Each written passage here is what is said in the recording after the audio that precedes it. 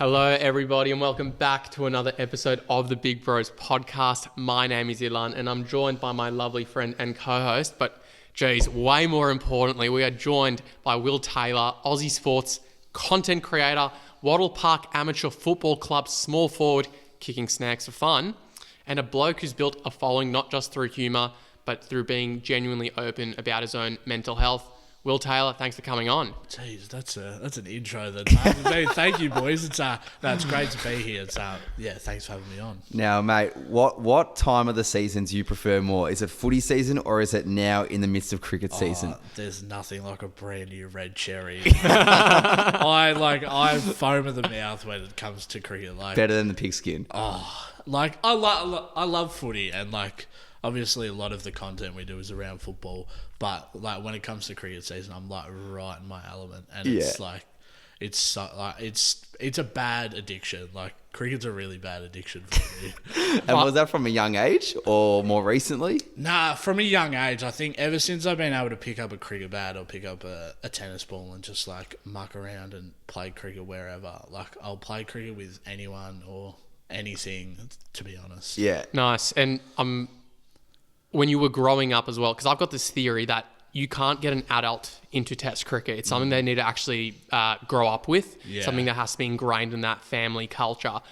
Have you been someone who, aside from footy and cricket, has also gotten into other sports and other codes? Yeah, 100%. Well, I think with what we with sports content creation, we've been lucky enough to do a lot of different sort of side quests, I like to call it. Getting recently into my NBL, as a kid, I used to look at the NBL and think, "Fuck, it's just never going to be anything like the NBA." And now we're going to games and just losing our marbles. Some of the stuff that happens. Do they still do the Hungry Jacks giveaways? They do. Every kid gets so up and about, for the free throws. Yeah. And one week it happened, and all the kids went absolutely nuts. And it's fuck, this is what sport's about. Yeah. Love my golf as well. During the summer, it's if we're not doing cricket content, we're out playing 9 or 18 holes. Favourite course? Favourite course around Melbourne, Burnley, because it's just a nice little local course for us. Albert Park's great, but it's just so long, and walking, it's just too much.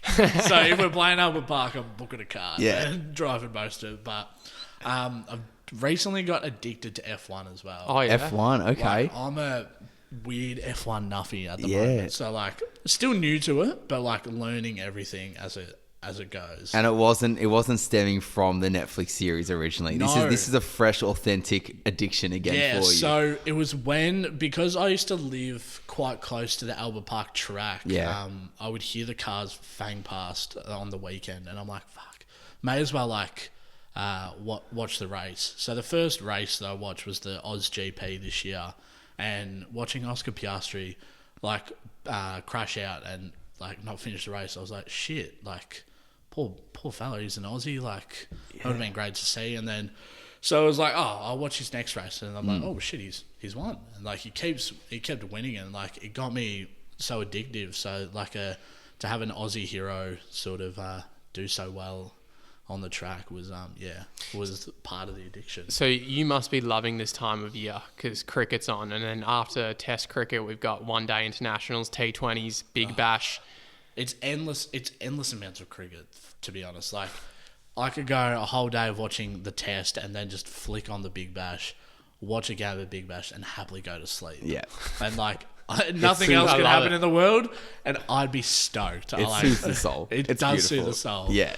100%. And look, a big part of our show, mate, is loving seeing people follow their passions and make passions something more than just a passion, and make it really part of who they are, and follow their dreams. And it sounds like, and it looks like that is what you have done. I mean, you're a big lover of sport, as you've mentioned, and you've now taken that further with your content creation. So were those two things always something that wanted to did you always plan to have a marriage of content creation and sports, or did it just come to be with a mix of comedy as well? I think growing up, I always wanted to do something with sport. I thought if there's no sport, there's no Will Taylor around.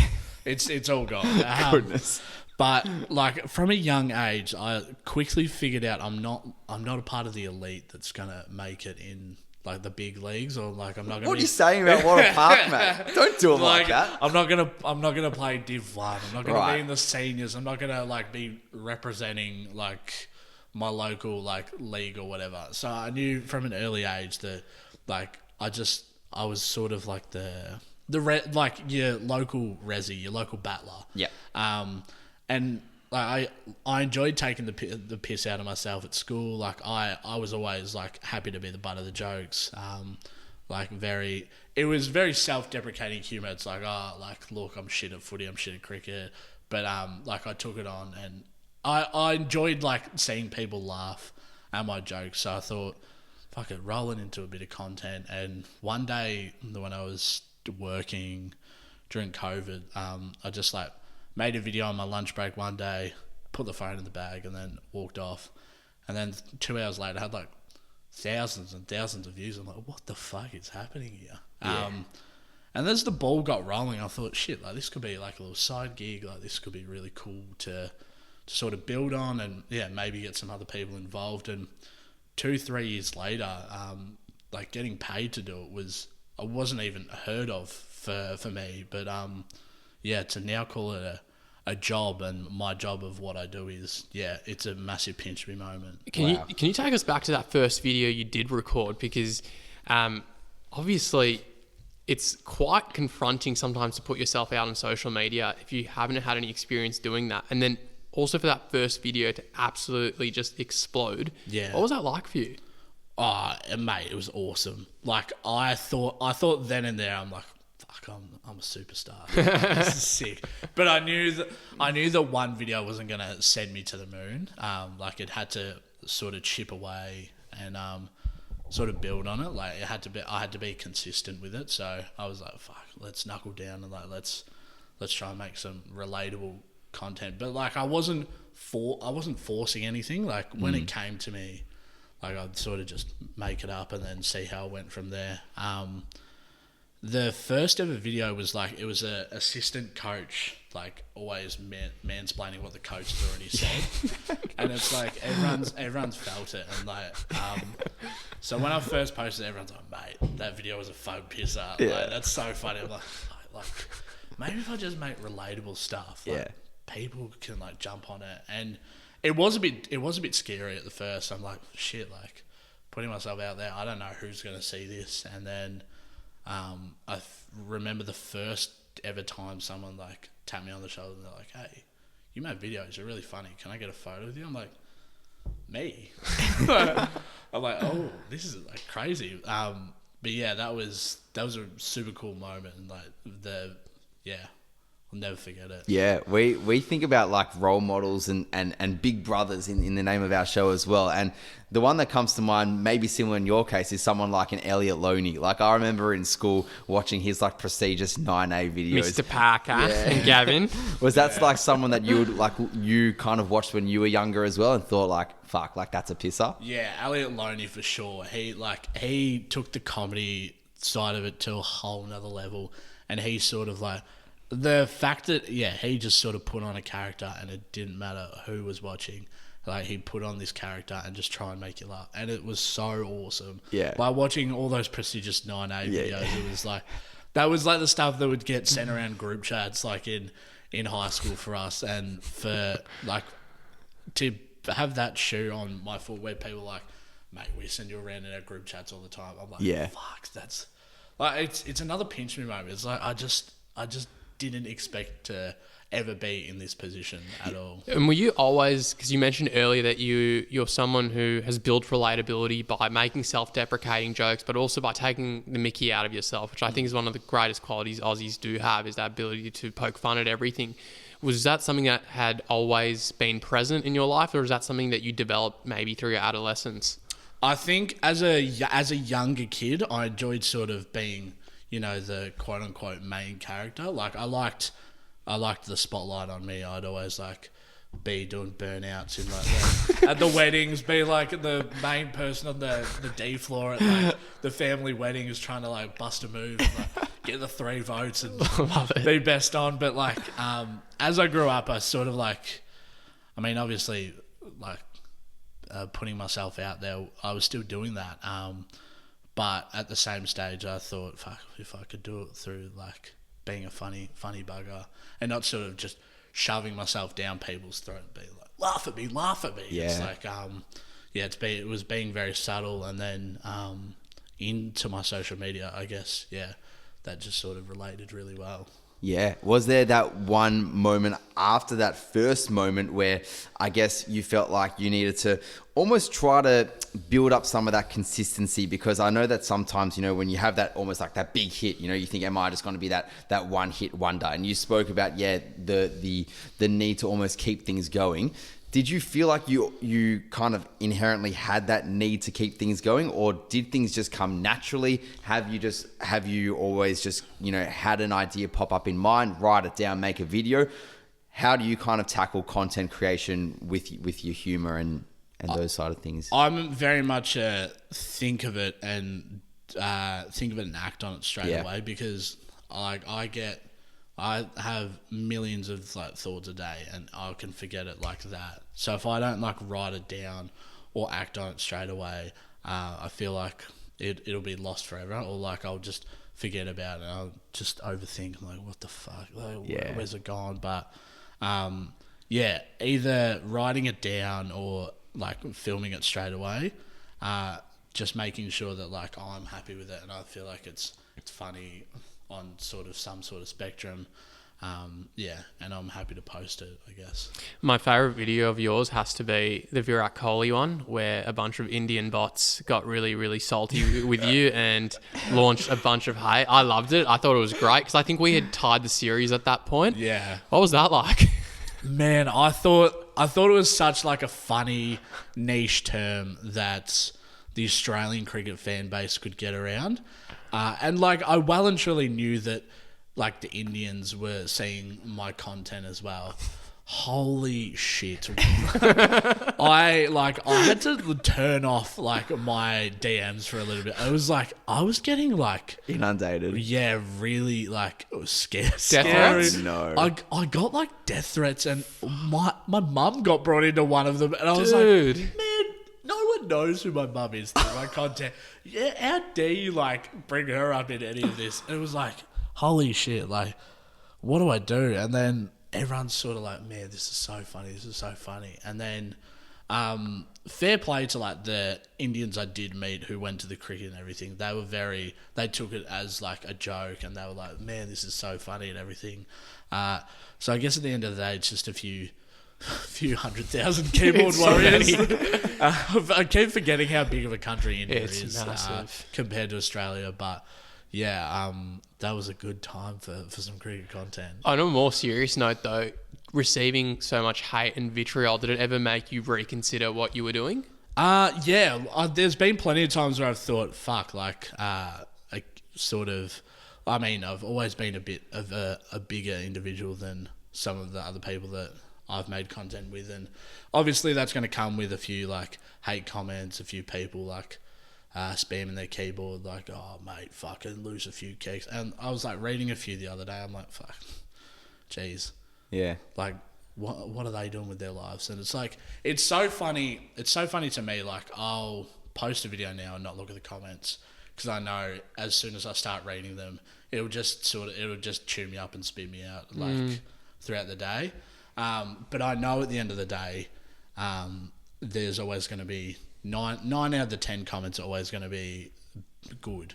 And I know if it's, I know they all come from a good place, and then the ones that aren't sort of on the side that you want it, they're just there to sort of, I don't know, challenge you. And like, I know that 99% of them don't have their own face to their account, so it's like user 1573764. Yeah, it's like, why do you matter? Like, why do you matter to what I'm doing? But yeah, it's like I've learned to deal with it a lot better. Like I remember the first time I got a hate comment, it wasn't even that bad. It's like, oh mate, like what are you doing? It's like, And I replied back, I'm like, fuck it, you know, I'm going to get this kid. I'm going to get him and I'm going to roast him. And then I was like, fuck, this is too time consuming. So in the end, I just sort of like, I've learned to deal with it, and I'm a lot better now as a person for just sort of letting it go. And like, I've got quite thick skin, so I'm not a person to like take it to heart. Like if you don't like me, you don't like me. Did you always have thick skin, even growing up as a kid? Yeah, I mean, well, as a kid, you sort of get like playing footy. There's always going to be banter thrown. There's going to be a few sledges thrown your way. And like I've sort of developed like thick skin as a kid, and then growing into my 20s, I've always been someone to stand up for others, because I know that I can stand up for other people when they can't. And I really think that my thick skin is a strength of mine for sure. Shifting gears a little bit, about a year ago, Marnie Vinol, I believe that's how you pronounce her name. Marnie Vinyl. Vinyl. I butchered that surname. Jeremy, edit that, please.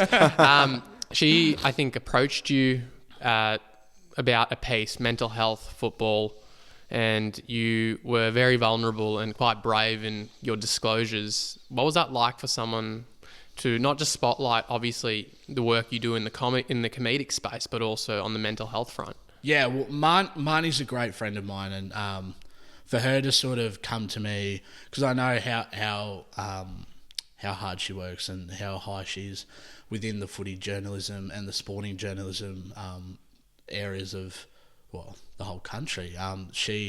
For her to come to me was really special. I think I was very honoured to for her to reach out to me in the realm of my mental health in sports and everything. So I was really, really honoured, and I was just an open book. Like, to be really honest to her was the least I could do, and I wanted to make sure that I didn't want people feeling sorry for me, but I wanted people to understand that there are people like me can be upset, pissed off, sad, like just like an everyday Aussie. Like, it's not everything's going to be 100% all the time, so it's just all about making sure that we can control it and letting other people know that I'm not okay at some times, and that's okay. Did you always have this sort of mental health literacy, given that you tragically lost your father when you were 10 years old? Is that something that you gained an understanding of maybe earlier on in your adolescence, or did that come a bit later? Early on, I sort of never really understood why. Because I was 10 years old, I never, like, what you see with my character is a lot of what my old man was. He was always putting his hand up to volunteer for everything. He coached me for most of my years. He was always trying to make every kid laugh, and sometimes it's like, Dad, you're so fucking embarrassing. Like, shut up. But like, he was just the best human. Like, just brought the best out of everyone, made everyone smile. And as a kid, I sort of tried to live on his legacy. And then as I sort of grew older, I took more interest into like learning about mental health and wanting to change the stigma around men's mental health. And that was through signing up for Movember, doing it through sporting clubs, and attending workshops and everything, and being able to put that on a bigger scale across my social media it's been great to do the last couple of years, especially, and to have so much support from the community as well has been really good to see. Yeah, and far and wide support, I'm sure you've experienced as well, not just on social media, but I'm sure in very small communities and small football clubs in middle of nowhere as well. And with that, do you find that there has been a common theme across the board that you've noticed amongst those small communities, from those small communities then to those bigger scale communities? 100%. And I think the message is now, like, everyone knows about mental health and the stigma is changing, but we need to make sure that the norm is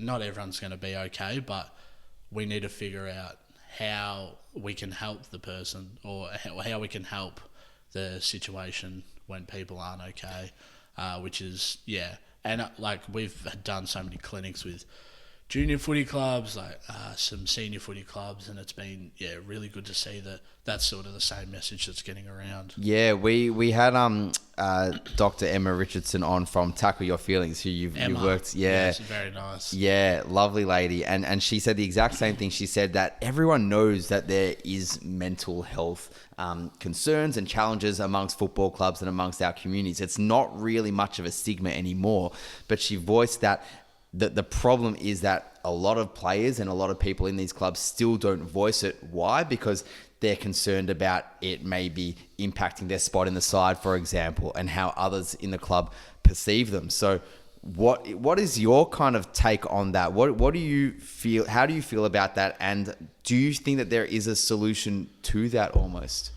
It's such a, yeah, I think, well, mental health is just the norm. I think there's good mental health and then there's bad mental health. I sort of, as a kid, I sort of tried to break down the stereotype when I was in school leadership. I was in year 12 and I was in a room with some year 7s, 8s, 9s, 10s and 11s and 12s, and we were doing a workshop on leadership, and they got to this workshop where some people, like the people that were running it, were asking, when was the last time you cried?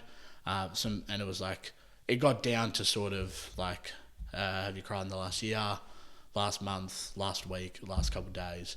And I was the last one standing when it was the last couple of days, and they were like asking questions, and I just broke down in front of the whole room. Like, it was, those last couple of days had been pretty hard for me with some family stuff going on. I was not really in the right headspace as just a general person.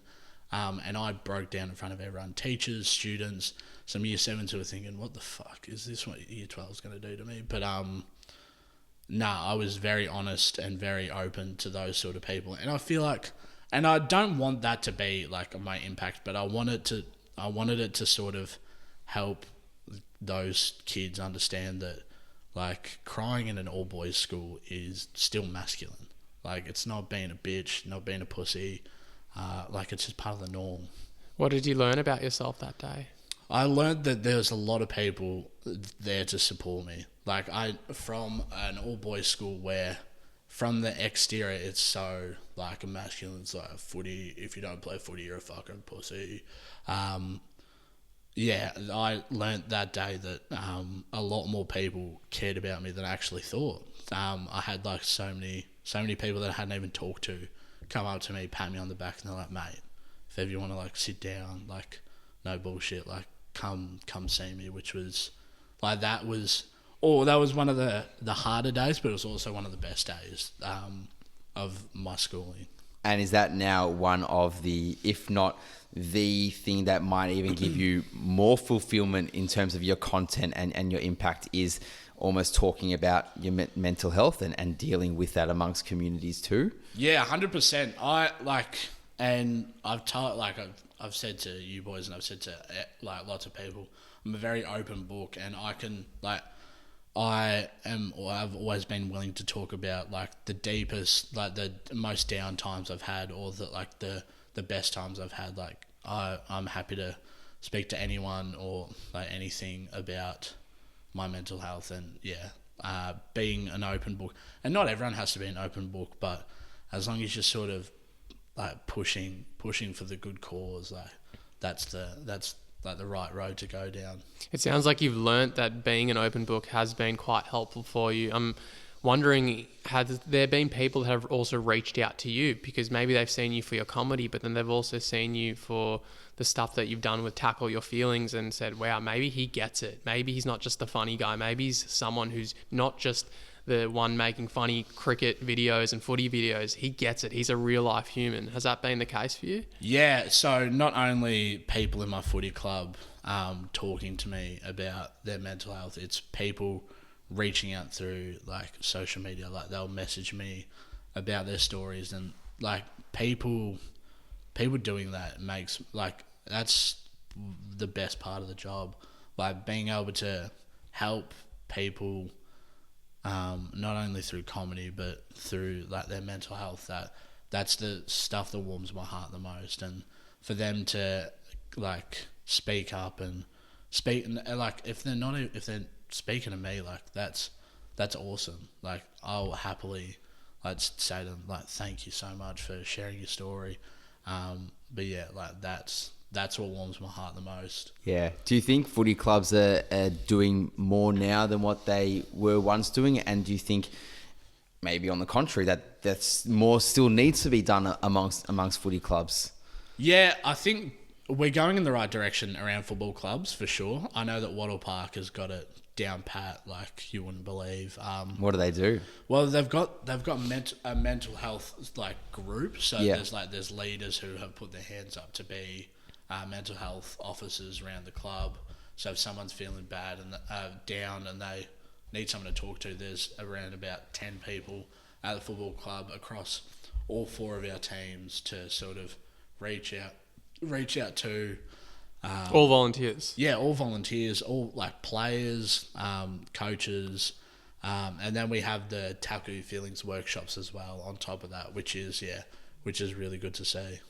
Yeah, epic. I think that's kind of what Emma was talking about with us as well. Just the ability to integrate these initiatives and these workshops far and wide as well, which is I guess making a really big impact, and it really is heading in the right direction as well. And I guess on the other side, yeah, whilst you are killing it off the field, also on the field as well for the old Wattle Park team out there. And you mentioned off air that you might be only getting 3 disposals per game. 3 disposals, and generous some games. Generous, really, very generous some games.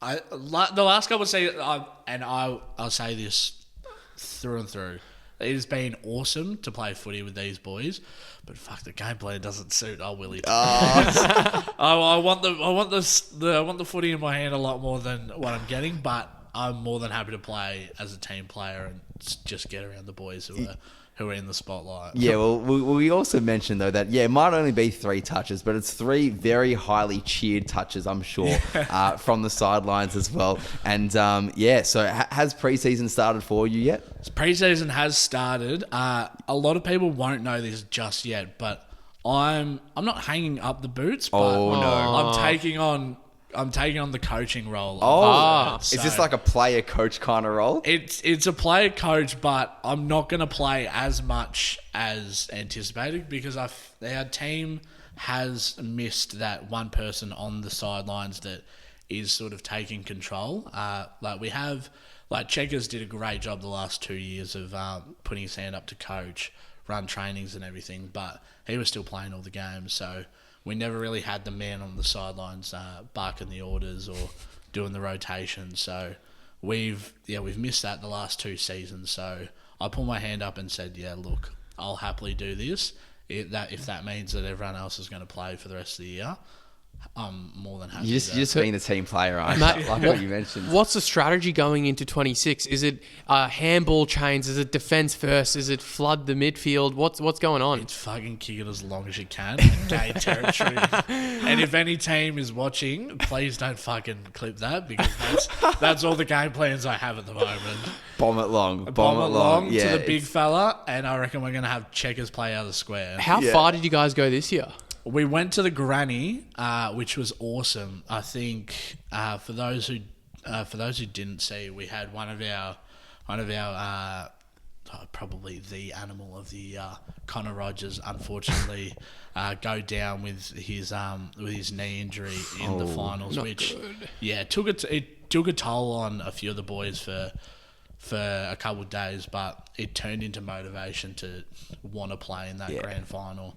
And that feeling for us to get into the Granny for him was awesome. Like it was a really cool experience to do it with those boys. But unfortunately, we just couldn't get it done on Granny Day. I think you played against one of our mates in the prelim or Ajax Football Club. We played qualifiers in the qualifiers, which was we had a rough year leading into the second half. We so many people were going away, so many people had work commitments. It was hard to sort of get a team on paper most weeks, but when it came to finals time, we knew that if the ball got rolling a bit our way, like we were going to gain some momentum and we were going to be hard to beat. Yeah. It was looking like we were going to go into the grand final and just walk over everyone. But unfortunately, we did have our hurdles and we had our roadblocks. But I mean, to get to the grand final was an awesome achievement for that group. Yeah, big round of applause. So no, well done, and you'll go one step further this year. Now, we've seen also a friend of our show, Tom Morris. He played during the week cricket as well, and I think he landed about 140 not out. Is Will Taylor going to do something similar? Are you gonna maybe put on the gloves and get out there and do something along the lines of Tommy as well? I wish I was as freakish as Tom. He's a great athlete as well as a journo. I've been playing one-off games here and there. Not as committed to playing cricket this year, obviously, with a lot more work commitments. But I've been putting my hand up to play as many one-off games as possible. I believe I'll have to ask the skipper, but I believe I'm rolling around in my childhood club's fifth 11. Great. Oh, wow. This great. weekend, so I'll be steaming it off the long run against whoever the opposition is, and hopefully I can take a few poles. Yeah. What's your favourite shot? Mate, it used to be the pull shot. In our backyard, there was this sort of patch where if you bowled it perfectly, the ball would just sit up and pop up, and you could rock back and just crack one of the neighbours' windows with the tennis ball. Oh, lovely. But I think now it's the cow corner slog. Oh, There's nothing sexier than getting down on one knee and just putting it over the bloke's head at deep mid-wicket. Yeah. It's the best. Yeah, well, for the purpose of the show and the optics here, give us your best cover drive, or give us your best pull shot here as well. It's like, I'll do it straight to the Yeah, camera. amazing. Because you need to show the stickers as well. Yeah. It's like, you got to make sure. Oh, that is lovely. The elbow gets high and the arm is high, and you got to make sure it's not. You don't want to. You don't want to lob it up. You don't want to lob it up. No. So it's nice and it's not, and you've got to make sure you're watching the ball all the way to. You got to be one with the bat to Yeah. make good connection with the ball. Is that right? 100%. Yeah. You need to know your willow. Yeah, exactly. The willow. If you don't know your willow, you might be spooning it up in the air. Yeah, no, exactly. And look, it gets me every time just watching back on the 77 million view video that you made in the shops, not wanting to pick up the cricket bat, but then going to pick up the cricket bat. And I think that's one of your very many relatable videos when it comes to cricket. It's just so, I still do it to this day, and people are like, you're doing the gag. I'm like, no, it's just this is. It hits a sweet spot, doesn't This is it? life. Yeah, this is my life. life. I'll drive to Rebel Sport and just pick up cricket bats. This is awesome. And I'll go through the cricket balls. I'm like, oh, that'd be perfect. Oh, Yeah. That'd be perfect to bowl. And it's the shoppers will be like, oh, you looking for anything? Just in my feels. Yeah, Did you- just browsing. Did you ever get the duct tape out on one side of the ball? Did I ever get the duck? It's that's Aussie summer to a T. Yeah. And we were doing it the other day, and it brought back so much memories. Just taping up a tennis ball and letting it rip at your mates. I had fond memories of playing until the last ray of sun in my mates' backyards and just bowling until my shoulder fell off. Yeah. It's just so that's my childhood. Yeah. Jeremy and I have this really quirky habit where we name niche footy players, but given your love of cricket, we thought it'd only be fitting that we talk about niche cricketers. Now, they don't have to necessarily be the ones that have cracked the international test team, but they can be from across the world. I'm thinking mid-early 2000s, Sean Tate, that sort of realm. I've got a few where do we start? Should we start with Australia, or should we go more international? No, I could rattle off South Africa 2010. Jacques Callis, AB de Villiers, that kind of side. Jacques Callis, Makai JP Duminy, Duminy, Boucher, Mornay Morkel, Albie Morkel. Yep. Who's Albie? It was his brother. Did he play much? brother. He played a handful. So he there we played go, some that's one niche. days and a couple tests, but he was never the greatest. That's proper niche. Chris Martin for New Zealand. Oh, yes. Dan Vittori. Vittori, yeah. Had the glasses. Andrew McDonald, Who's now the coach, yep. of Australia. That's right. I You could got Brendan it. McCullum, but he wasn't niche. He was huge. Pretty popular. I could rattle off like some real weird domestic cricketers, like Domestic ones. like Jade Herrick, Merrick Buchanan, Seb Gotch. Seb Gotch. Seb Gotch. He played for the Stars as well. We could keep Seb up. Gotch. I've actually got one of his cricket bats in my car. At the Yeah. moment, so He could have been anything, Sebi. I reckon he gave it away a bit too soon. he did, and like I mean, it has paved way for one of my close mates, Sam Harper. Who Yeah. Oh, was yep. the Melbourne Stars skipper. The keeper. Yeah.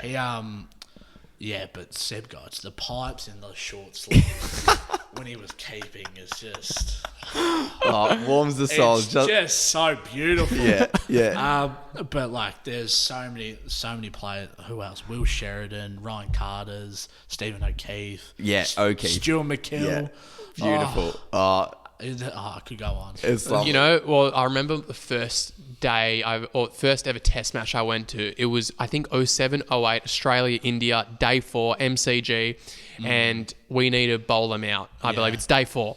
Right, and I remember I get to the ground with my uncle, and I think there's a cordon bowl, and then Tendulkar's out, so everyone's getting belief. We're thinking, okay, the middle order's falling, and I remember then a run out, and then we end up winning, I think it was a drawn test series from memory. Yeah. You'd probably be a better judge than I am from memory. But I remember that's when I truthfully fell in love with test cricket. Do you remember if there was like a similar moment for you? I know I was too young at the time to comprehend what was going on, but in my family like movie box set, we had the 06, 07 Ashes all on DVD, and I... like from age 10 to about 14, would watch that on repeat. Like I'd invite my mates around and like, hey, do you want to come watch the 06, 07 Ashes? Some would say watching grass grow never in our vernacular ever. Like Amazing Adelaide, Shane Warne's 700s. Yeah. Like that was the peak of Test cricket. Yeah. And like I really wish like 5 and 6-year-old me understood what was happening at that stage, but like that was the peak of great stuff. I reckon we had Andrew Simons, we had Ponting, Hayden Gilchrist, Mr. Cricket, Roy. You had Stuart Clark, you had Brett Lee, you had Pidge, you had Shane Warne. Fantastic. And like Kasparovich, Dizzy Gillespie, all those blokes like in and around the side as well. It's just that was a great time. Love it. The golden age of cricket. Golden age. I remember also I'd watch back in the day on Fox Sports. I'd have like the classic cricket matches from the 80s. So I'd just watch David Boone and his mustache flogging it at the SCG. My mum used to crack the shits at me because our Foxtel, like recording on the Foxtel, there was a certain amount of storage, and she's like, "Who the fuck has downloaded 24 ODIs from the 80s?" And I'm like, Mum, I got a lot of time on the weekend. So I'm watching Australia versus England, Pakistan versus England, Sri Lanka versus Australia. That's fantastic. Yeah. Mate. I had so much fun watching cricket. It sounds like peak life. It doesn't get better. It doesn't get better. And at the time of this recording comes out, I mean, I hope we've whitewashed England by now. We're looking good. I reckon we're looking good. We're in the drivers. Just Stuart Broad, the worst team since 2000. Mate, just put a sock in it. Yeah. Saying that they overtrained. What garbage, hey? Shut up, Yeah. mate. Bazball, not a fan. Yeah, I'm still yet to go on the back foot. I said on our cricket podcast on Clubby Sports, I said, I don't see a world where Australia don't win 5-0. Ooh. And at the moment, I'm sitting pretty happy. Yeah. And I don't see any rain coming in the next couple of days. No. Or any test. Touch wood. Maybe exactly. Sydney. I could be wrong, but I feel like we win Adelaide and then we'll just celebrate a little bit too much and let the Melbourne. Will you be at Boxing Day? I'll be at Boxing Day. Good man. I'll be at Boxing Day. Good man. Don't you worry. Fantastic. Now, before we wrap up Willy T, one thing we love to incorporate into the end of our show is a sweet spot for the guests. A recent sweet spot, but maybe we will make it at the time of the recording. Now we're at the end of 2025, so maybe a sweet spot from your year. What has been a great moment from your year? One that you can pin down and be like, yes, that is my sweet spot this year. I think Me and the boys, we often venture to a certain cafe called Jethro Canteen. I thought you were going to say Richmond Club Hotel. We As a cafe. we often venture to the Richmond Club Hotel on a Saturday night as well. But there's a cafe we go to called Jethro Canteen. It's in Richmond on Burnley Street. It's we first went there because it was build your own toasties, and you could make your own toasties with whatever ingredients they had on the menu, and that sucked me in. That's gnarly. Sucked me in, and I'm a big and this sort of goes back on traditions as well. Throughout COVID, when it was just me and my family, so my two sisters and my mum, the best times were in the mornings when we would walk down just a couple 100 meters, not out of the 5K bubble, a couple 100 meters to our cafe where we could get a coffee and then come back home, sit down in like a little circle and just talk to each other. And like, I think coffee for me is not only like a symbolism of just friendship and family, but like just conversation as well. And like, that's like some of the best conversations I have with my mates are over either a beer or a coffee. But most of the time it's over a coffee because I can remember the conversation. But Jethro Canteen is, the spot where we just all sit down. Like, we come together. I don't know if the boys understand how much I appreciate like their company when we're all there for a coffee and just we're chatting to each other, sharing ideas, sharing what we did on the weekend, just trying to make each other laugh. But yeah, the sweet spot is definitely strong skinny cappuccino from Jethro Canteen with the boys, and like, yeah. Beautiful. Mate, that's awesome. Beautifully said. What's in store for the next few months? What are keen followers of yours, what should they expect to see? Oh, a lot more whinging pommy content. Love it. Very much looking forward to that. Mitchell Stark fathering England. Yeah, Mitchell Stark fathering England for sure. A lot of trav ball. Yeah, Getting a lot of head. Yeah, getting lots Travis of head, that is. Yeah. Yeah, of course. Yeah, for the listeners at home. Yeah, lots of head, lots of Stark. I'm very much looking forward to January and February with a bit of cricket, bit of footy. Nothing's like cemented into the works yet, but I guess that's the best part about it because you never really know what's around the corner. Fantastic. Well, mate, where can people find you before we wrap up? If they aren't already following you, where can they find you? They can find me on Instagram, TikTok. Yeah, folks can probably find me on Facebook as well. Clubby Sports, I'm usually on the 200 Plus Summer Series podcast there, or if you like your footy fix as well, Monday Magnets throughout the footy season, where myself, my housemate Bailey and Katie McDonald, we review the footy, chat a bit of shit, and we have a bit of fun as well. So, yeah. Love I it, think mate. I covered most of the bases. I think you have, mate. And we'll link all of that in the showy so people know where to find you. But Will Taylor, thank you so much for coming on the Big Bros podcast. It's been an absolute pleasure. Thank you for having me, boys. This has been awesome.